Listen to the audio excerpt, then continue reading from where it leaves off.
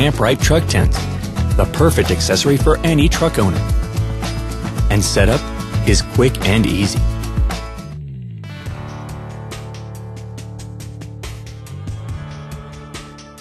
Begin by placing the tent in the truck bed with the screen mesh facing up and the door towards the tailgate. Slip the tailgate pocket and strap over the tailgate. Attach the black outside straps under the tailgate and to the bottom of the truck. Note the convenient color-coded poles. Match the pole to the proper sleeve and slide through. Slide all 4 poles through their sleeves.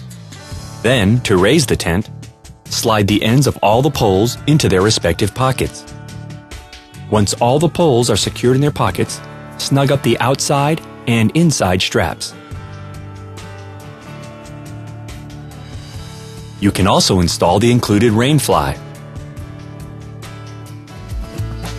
And that's all there is to it. Your truck tent is ready to use.